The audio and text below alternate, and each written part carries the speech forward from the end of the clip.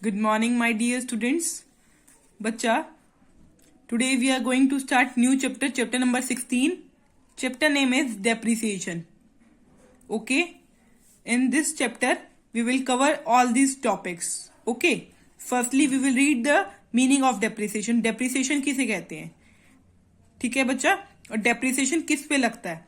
Depreciation बच्चा fix asset पे लगता है. जैसे कि देखिए फिक्स एसेट पे डेप्रिसिएशन लगता है, जैसे building, plant and machinery, motor vehicles और फर्नीचर, ऑफिस इक्विपमेंट. ये वो एसेट्स है, फिक्स एसेट है जिसपे हम डेप्रिसिएशन लगता है. ठीक है बच्चा. और डेप्रिसिएशन का मतलब क्या होता है? डेप्रिसिएशन का मतलब ये होता है बच्चा permanent decrease in the value of asset. जब हमारी एसेट की वैल्यू कम हो जाएगी किसी भी कॉज की वजह से, तो उसको क्या बोलेंगे? डेप्रिसिएशन बोलेंगे. बच्चा वो कॉज क्या हो सकता है वो हम आगे पढ़ेंगे. ठीक है बच्चा. देखिए अब इसमें क्या लिख रखा है देख लेते हैं. फॉर एग्जाम्पल ऑफ एसेट्स हम पढ़ लिए हमने. These asset have a definite span of life. इसका मतलब लिख रखा है कि इन एसेट्स की एक डेफिनाइट स्पेन ऑफ लाइफ है, कि एग्जैक्ट एक लाइफ होती है, जैसे 20 ईयर्स 10 ईयर कि कितने टाइम तक ये एसेट चलेंगी, ये हमें पता होता है. ठीक है. After the expiry of which the asset will lose their usefulness. जब जैसे अगर ये कह रखा है कि एक एसेट है जैसे फर्नीचर 1 लाख रुपीज की, और इसकी जो लाइफ है 20 ईयर है. 20 ईयर के बाद क्या होगा? After the expiry of which the asset will lose their usefulness for the business operation. तो हम इसको बिजनेस में यूजफुलनेस नहीं होगी, ये बिजनेस में यूज नहीं होगी. 20 ईयर के बाद इसकी वैल्यू क्या हो जाएगी बच्चा? इस एसेट की वैल्यू हो जाएगी 0, जिसकी वजह से ये इसको हम यूज नहीं कर पाएंगे बिजनेस ऑपरेशन के लिए. Clear. Fall in the value and utility of such asset. हर थोड़े टाइम बाद, हर जैसे 1 साल बाद हम डेप्रिसिएशन निकालेंगे, इसकी वैल्यू 1 लाख रुपए ही नहीं रहेगी, 1 लाख रुपीज नहीं आएगी बच्चा, ये डिक्रीज होती जाएगी. Clear. Fall in the value and utility of the asset due to constant use. क्यों होगी डिक्रीज? क्यों होगी? क्योंकि हम कॉन्टिन्यूसली किसी भी चीज को यूज करते हैं तो उसकी वैल्यू क्या होगी? डिक्रीज हो जाएगी. अगर हम कॉन्टिन्यूसली किसी को चीज को यूज कर रहे हैं तो टाइम पीरियड भी तो बढ़ रहा है. With expiry of time period भी तो बढ़ रहा है. जैसे अब इसकी 20 ईयर्स है तो कम होते जा रहे हैं पीरियड. ठीक है. इस टर्म एज डेप्रिसिएशन. इस टर्म को क्या कहते हैं? डेप्रिसिएशन कहते हैं. ओके. अब देखिए depreciation is a gradually and permanent decrease in the value of asset. Permanent decrease है in the value of asset from any cause, किसी भी वजह से. ओके.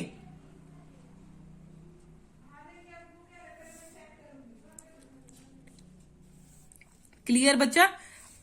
आप इनमें से कोई भी डेफिनेशन लिख सकते हैं. क्लियर. बट मीनिंग जो है डेप्रिसिएशन का सेम है. डेप्रिसिएशन का मीनिंग क्या होता है? जब हमारी एसेट की वैल्यू में फॉल हो जाता है. वो फॉल किसी भी कॉज की वजह से होता सकता है, कॉन्टिन्यूअस यूज की वजह से भी हो सकता है फॉल वो, और एक्सपायरी ऑफ द टाइम की वजह से भी हो सकता है. ठीक है बच्चा. फीचर और कैरेक्टरिस्टिक्स ऑफ डेप्रिसिएशन. डेप्रिसिएशन की क्या फीचर्स हैं? अब पहला फीचर देखो, depreciation is a decline in the value of asset. Asset की वैल्यू में डिक्रीज या डिक्लाइन, उसको बोलते हैं डेप्रिसिएशन. एक्सेप्ट लैंड को छोड़ गए. ठीक है. अब फिक्स एसेट कौन से होते हैं? एसेट्स हमने फिक्स एसेट पढ़े. फिक्स एसेट के एग्जांपल पढ़ते हैं. देखो plant and machinery, building, motor vehicle, furniture, office equipment. These are the example of fix asset. ठीक है बच्चा. Such fall is permanent nature. देखो ये परमानेंट नेचर का होता है क्योंकि हम ईयर के एंड में हर बार डेप्रिसिएशन के लिए लगाएंगे. ये नहीं करेंगे कि हम इस साल लगा रहे हैं तो हम नेक्स्ट ईयर नहीं लगाएंगे. तो ये परमानेंट नेचर का है. ठीक है. परमानेंट नेचर हमेशा लगेगा. Okay. Every year. Once the value of asset is reduce due to depreciation it can not be restore to original value. जैसे बच्चा 1 लाख रुपीज है इसकी वैल्यू, अब हर ईयर डिक्रीज हो रही है 20,000 से. तो फर्स्ट ईयर जैसे 80,000 हुई, नेक्स्ट ईयर फिर 20,000 से डिक्रीज होगी. तो हर ईयर इसकी वैल्यू कॉन्टिन्यूसली डिक्रीज हो रही है. ठीक है बच्चा. हम the value of asset is reduce, हर एक ईयर में रिड्यूस हो रही है ड्यू टू डेप्रिसिएशन. डेप्रिसिएशन की वजह से 80,000 हुई, 80,000 से 60 होएगी, डेप्रिसिएशन की वजह से डिक्रीज हो रही है ना बच्चा, it can not be restored to original value, ये ओरिजिनल वैल्यू पे नहीं जाएगी, ठीक है, हम दोबारा से इसको ओरिजिनल वैल्यू पे नहीं ले जा सकते, it can not be restored. Okay, next one, depreciation is gradually and continuous process. Gradually and continuous मतलब ये चलता रहता है, रुकता नहीं है ये प्रोसेस, ठीक है। देखो क्यों, because the value of asset will decline either bye, value of asset जो है डिक्लाइन करती रहेगी, ठीक है, बाय इट्स कांस्टेंट यूज, क्योंकि हम एसेट को कॉन्टिन्यूअसली यूज करते रहते हैं और हर एक ईयर हम इसके ऊपर डेप्रिसिएशन लगाते हैं, clear. By absolute due to expiry of time, ये खराब हो जाएगी कैसे, by the expiry of time, ठीक है।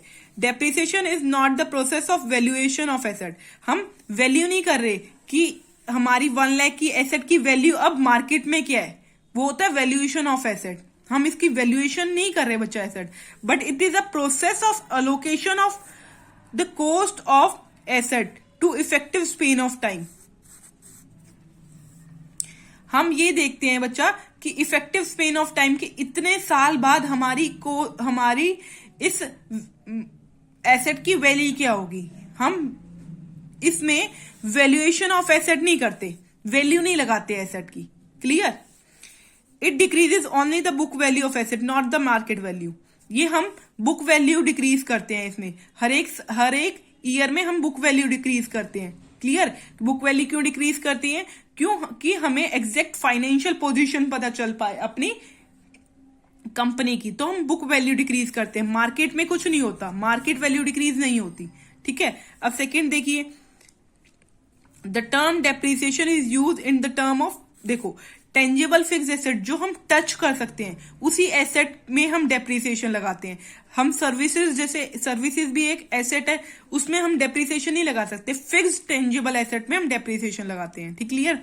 It is non cash expenses, it does not involve cash outflow, जैसे बच्चा देखो 1 लाख की एसेट थी तो 20,000 रुपीज हमने डेप्रिसिएशन लगाया, सिर्फ हमने अपनी बुक्स में लिखा है, इससे हमारा कोई कैश गया नहीं है कहीं पे, तो ये क्या है, नॉन कैश एक्सपेंस है। एक्सपेंस तो है डेप्रिसिएशन, हम एक्सपेंसेस में लिखते हैं, बट नॉन कैश, बाहर आउटफ्लो नहीं होता, मेरा कोई भी पैसा डेप्रिसिएशन लगाने से बाहर नहीं जा रहा, क्लियर। अब हम पढ़ रहे हैं बच्चा डेप्रिसिएशन, अभी थोड़ी देर पहले बताया था हमने, depreciation refers to fall in the value, fall तो हो रही है वैल्यू, किस कॉज की वजह से हो, due to any cause, what are this cause, ये कॉज है।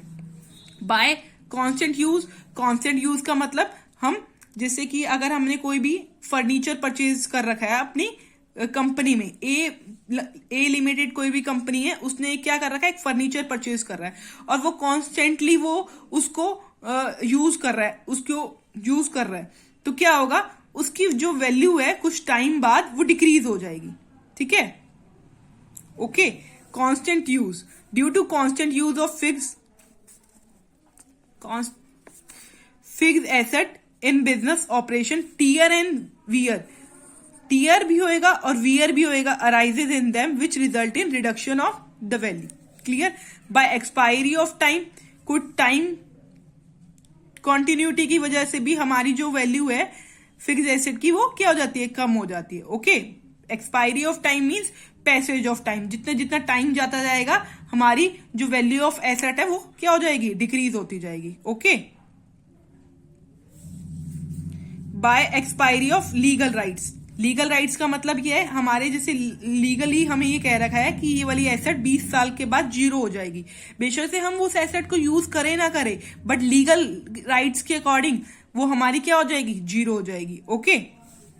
देखो for example, lease has been obtained, अगर हमें कोई भी एसेट की लीज मिली हो 20 ईयर्स की, ठीक है, 5 लाख की एसेट है और हर एक ईयर में 25,000 रुपीज की उसकी वैल्यू डिक्रीज हो जाती है, तो 20 ईयर्स के बाद उसकी वैल्यू जीरो हो जाएगी, बेशक से हम यूज करें ना करें, तो by expiry of legal rights.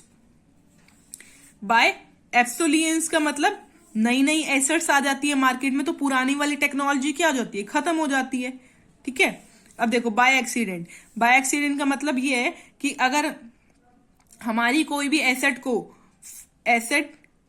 खराब हो जाती है, किसकी वजह से, अर्थक्वेक की वजह से, या कोई भी फायर लगने की वजह से, या फ्लड की वजह से, हमारी एसेट अगर खराब हो जाए तो क्या बोलते हैं इसको?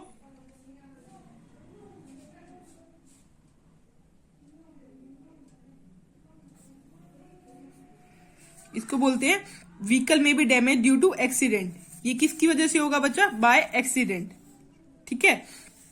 बाय डेप्लीसिएशन, डेप्लीसिएशन जो होता है बच्चा फिक्स एसेट पे कभी भी नहीं लगता, वेस्टिंग एसेट्स पे लगता है, जैसे कि miles, oil waste etcetera, due to किसकी वजह से? कॉन्टिन्यूअस वर्किंग की वजह से। ये होता है depreciation is the decrease in the value of wasting asset. Clear? By permanent fall in market price. Permanent fall in market price का मतलब ये है कि sometimes the value of the sometimes the fall in the value of certain fixed asset is treated as depreciation, such as permanent fall in value of asset. Okay, value of investment. अब देखिए, need, importance, objects of providing depreciation. क्या importance है, क्या जरूरत है हमें depreciation की? देखो, हम डेप्रिसिएशन क्यों लगा रहे हैं? For asserting the true profit and loss. Profit and loss निकालने के लिए हमें क्या डेप्रिसिएशन लगाना है? ठीक है। अब आपको पता है, देखो क्या है डेप्रिसिएशन, क्या है? एक्सपेंस है। एक्सपेंस है तो एक्सपेंस है तो हम कहाँ लिखेंगे? प्रॉफिट एंड लॉस के डेबिट साइड पे क्या लिखेंगे? डेप्रिसिएशन लिखेंगे।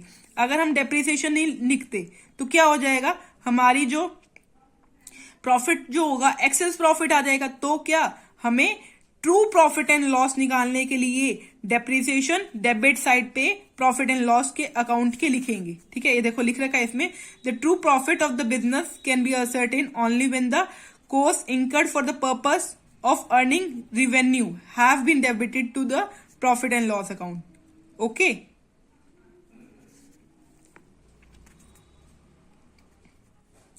As the asset are use in earning revenue. Assets जो होती है, जैसे अगर हमने कोई भी मशीन लगा रखी है, वो प्रोडक्शन में हेल्प करेगी। अगर प्रोडक्शन कर रहे हैं तो हम सेल ऑफ कर रहे हैं, मतलब उस एसेट की वजह से हमारे पास रेवेन्यू आ रहा है ना, तो इस वजह से लिख रखा है as the asset are use in earning revenue. ये जो एसेट है वो हेल्प करा उसने हमें क्या करते हुए? अर्निंग हेल्प करते हुए। ठीक है। The depreciation in the value of asset, जो एसेट, अब इस एसेट की वैल्यू में डेप्रिसिएशन लगेगा, is much as expense, expense होगा। ओके, जो हम डेबिट करेंगे प्रॉफिट एंड लॉस अकाउंट में। क्लियर? तो डेप्रिसिएशन की हेल्प से हमें ट्रू प्रॉफिट एंड लॉस मिला। सेकेंड पॉइंट देखिए, for showing the true and fair view of financial position. बच्चा देखो, हमें ट्रू फाइनेंशियल पोजीशन डेप्रिसिएशन की हेल्प से पता चलती है। क्लियर? कैसे? देखो, अगर हम डेप्रिसिएशन नहीं लगाएंगे कोई भी एसेट पे तो उसके एसेट की वैल्यू जो होगी वो हमेशा सेम रहेगी। ठीक है, हम बैलेंस शीट में वैसे की वैसे लिख देंगे, बट ये तो पॉसिबल नहीं है, क्योंकि डेप्रिसिएशन की वजह से हमारी वैल्यू तो डिक्रीज होती है ना। तो हमें जो एसेट है उसके अंदर डेप्रिसिएशन लगाएंगे तो ट्रू वैल्यू जो होगी एसेट की वही जाएगी बैलेंस शीट में। अगर बैलेंस शीट में वही वैल्यू जाएगी तभी हमारी ट्रू एंड फेयर व्यू होएगा हमारा फाइनेंशियल पोजीशन का। Okay, clear? देखो इसमें क्या लिख रखा है, if the depreciation is not charge. अगर डेप्रिसिएशन चार्ज नहीं हुआ, the asset is shown in balance sheet at the amount which is excess of true value. जैसे अब हमने डेप्रिसिएशन चार्ज नहीं करा तो क्या होगा? बैलेंस शीट में एक्सेस वैल्यू हो जाएगी उस एसेट की। As such the balance will not be at present, is not present the true and fair view. तो इसका मतलब होगा जो बैलेंस शीट है वो ट्रू और फेयर वैल्यू नहीं शो कर रहा। ओके, तो depreciation is necessary for true and fair view of financial position. ठीक है, थर्ड पॉइंट पे आइए, to ascertain the accurate cost of production. Cost of production के लिए भी डेप्रिसिएशन लगाना इंपॉर्टेंट है। कैसे? देखो, आपको पता है कि डेप्रिसिएशन जो है वो क्या है? एक्सपेंस है। देखो लिख रखा है डेप्रिसिएशन क्या है? एक एक्सपेंस है, और correct cost of production can not be calculated unless the depreciation is unless it is taken into account. ठीक है, अब देखो, अगर सेल्स प्राइस का हमें पता करना है तो हमें क्या करना पड़ेगा, डेप्रिसिएशन चार्ज करना पड़ेगा। देखो, sales price chargeable from the customer is determined on the basis of cost of production. Cost of production के बेस पे ही हम ना क्या निकालते हैं, सेल का price. If the depreciation is not included in the cost of production, the sale price will be fixed at lower rate then it will reduce production. देखो, इसमें ये कह रखा है बच्चा कि कॉस्ट ऑफ प्रोडक्शन निकालते टाइम हमें डेप्रिसिएशन भी उसमें ऐड करना पड़ेगा। क्यों? क्योंकि वो भी एक्सपेंस है। ठीक है, अगर हम डेप्रिसिएशन लगाएंगे तो हमें क्या पता चलेगा, एग्जैक्ट सेल प्राइस पता चलेगा। बट अगर हमने डेप्रिसिएशन नहीं लगाया तो हमारा सेल्स प्राइस क्या होगा, कम होएगा। Sales price will be fixed at lower rate, हमारा सेल्स प्राइस कम होगा, जिसकी वजह से हमारा प्रॉफिट भी कम होगा। ठीक है, सो डेप्रिसिएशन हमें अपनी कॉस्ट में लगाना चाहिए, क्योंकि depreciation is also an expense. तो अगर हम डेप्रिसिएशन लगाएंगे तो हमें एग्जैक्ट सेल्स प्राइस पता चलेगा, जिसकी वजह से हमें एग्जैक्ट प्रॉफिट पता चलेगा अपनी कंपनी का। क्लियर? अब देखिए, to provide fund for replacement of asset. अब देखिए, अब आपको पता है डेप्रिसिएशन जो है वो एक्सपेंस है, और वो हम कहां लिखते हैं, प्रॉफिट एंड लॉस अकाउंट में लिखते हैं, डेबिट साइड पे। अब डेप्रिसिएशन की वजह से हमारी कॉस्ट जो है आउटफ्लो तो नहीं हो रहा ना, हम पैसा तो नहीं दे रहे, बट हम डेप्रिसिएशन लगा क्यों रहे हैं, क्योंकि डेप्रिसिएशन से लगाने से बच्चा, हम जब हमारी वो पुरानी वाली एसेट जीरो पे हो जाएगी तो हमारे पास पहले ही इतना पैसा होगा कि हम एक नई एसेट परचेज कर पाएंगे। क्लियर? कि हमारे पास कोई एक बारी में 20 इयर्स के बाद हमारे पास इतना बर्डन ना आ जाए, हमारे पास बर्डन ना आ जाए। इस वजह से हम पहले एक प्रोविजन ऑफ डेप्रिसिएशन के नाम से एक अकाउंट खोल लेते हैं कि जब हमें एसेट खरीदनी होगी हम उस अमाउंट से अपनी एसेट खरीद लेंगे। Clear? To provide fund for replacement of asset, हम पुरानी एसेट रिप्लेस करके नई एसेट खरीदेंगे। किस नाम से, प्रोविजन ऑफ डेप्रिसिएशन अकाउंट से वो पैसा यूज कर लेंगे और वो नई एसेट खरीद लेंगे। क्लियर? क्योंकि डेप्रिसिएशन से हमारा पैसा तो कहीं बाहर नहीं गया ना, हमारी वैल्यू डिक्रीज हुई, तो उसके अकॉर्डिंग हमारे पास डेप्रिसिएशन का जो पैसा है वो हम नई एसेट खरीदने में लगा देंगे। Clear? To prevent the distribution of profit out of capital. अब आपको पता है डेप्रिसिएशन जो है किसका पार्ट होता है, कैपिटल का ही पार्ट होगा ना। अब देखो, अगर हम डेप्रिसिएशन नहीं लगा रहे, तो हमारे पास प्रॉफिट जो होगा वो ज्यादा बचेगा। ठीक है, अगर हम डेप्रिसिएशन नहीं लगाएंगे तो क्या होगा, प्रॉफिट जो होगा ज्यादा बचेगा, क्योंकि एक्सपेंसेस है डेप्रिसिएशन। एक्सपेंसेस अगर डिडक्ट नहीं करे तो प्रॉफिट हमारे पास ज्यादा होगा। अगर हम प्रॉफिट ज्यादा होगा तो वो हम शेयर होल्डर्स में ज्यादा ही डिस्ट्रीब्यूट करेंगे। अगर हम ज्यादा डिस्ट्रीब्यूट कर रहे हैं शेयर होल्डर्स में तो क्या होगा, तो हमें ही लॉस होगा ना इसकी, क्योंकि हम शेयर होल्डर में एक्स्ट्रा डिस्ट्रीब्यूट कर रहे हैं प्रॉफिट। अगर हम डेप्रिसिएशन लगा देते हैं तो it prevent the distribution of profit, तो हम प्रॉफिट की प्रिवेंशन हो रही है, डिस्ट्रीब्यूशन करते हुए प्रॉफिट की प्रिवेंशन हो रही है। क्लियर? ये देखो, इसमें लिख रखा है, if the depreciation is charge the profit shown by profit and loss account will be excess of actual profit. अगर हम डेप्रिसिएशन चार्ज नहीं करते तो प्रॉफिट एंड लॉस में एक्चुअल प्रॉफिट से ज्यादा प्रॉफिट होगा। अगर एक्सेस प्रॉफिट होगा तो होनली विड्रॉन बाय प्रोपराइटर, या प्रोपराइटर वो विड्रॉ कर लेगा, ये डिस्ट्रीब्यूट कर देगा अमन शेयर होल्डर में प्रॉफिट ज्यादा होगा तो ये डिस्ट्रीब्यूट कर देगा। The amount of dividend will be distributed will also include, जो अमाउंट हम डिस्ट्रीब्यूट कर रहे हैं शेयर होल्डर में वो क्या इंक्लूड करेगा, डेप्रिसिएशन भी इंक्लूड करेगा, which is actually a part of capital, जो पार्ट है कैपिटल का। ठीक है, कैपिटल का पार्ट है ना, क्योंकि ये वाला जो पैसा होता है बाद में रिप्लेसमेंट ऑफ एसेट में यूज करते हैं, तो डेप्रिसिएशन किसका पार्ट है, कैपिटल का पार्ट है। क्लियर?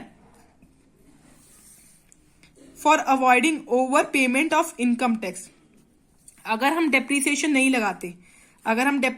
लगाते तो क्या होगा, प्रॉफिट ज्यादा होगा। अगर प्रॉफिट ज्यादा होगा क्या, तो हमें क्या करना पड़ेगा, इनकम टैक्स ज्यादा पे करना पड़ेगा।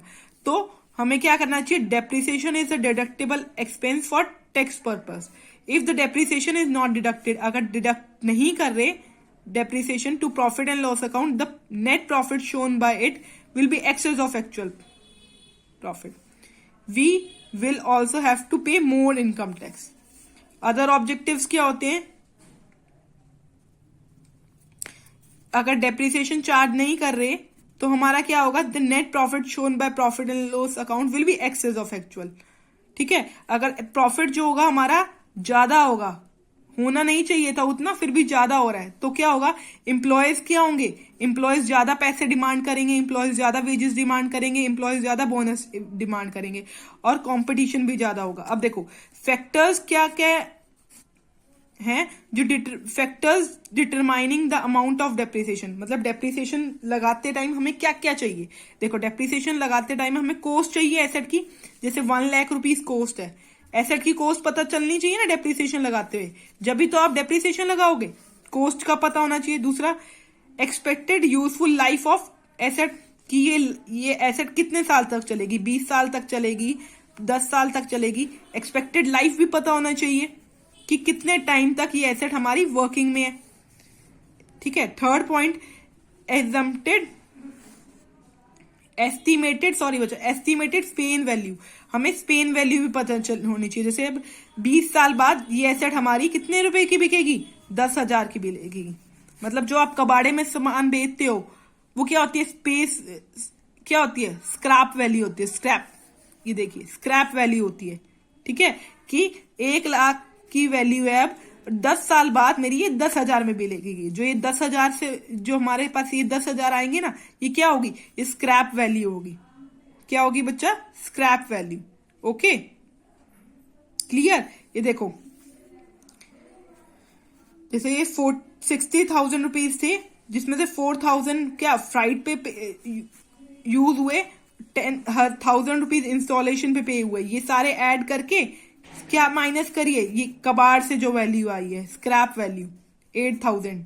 ठीक है, 57,000 आ गया. ऐसे 57,000, जैसे ये 1 लाख रुपीज कितने ईयर के लिए, 10 ईयर के लिए, इसमें भी 10 ईयर के लिए. इस पे हम डेप्रिसिएशन लगाएंगे, इस वैल्यू पे. 1 लाख में से 10,000 माइनस करके 90,000 पे हम डेप्रिसिएशन लगाएंगे. क्लियर बच्चा. Next are methods. These are the methods from which we can calculate depreciation. Straight line method, written down method, and these are also other methods.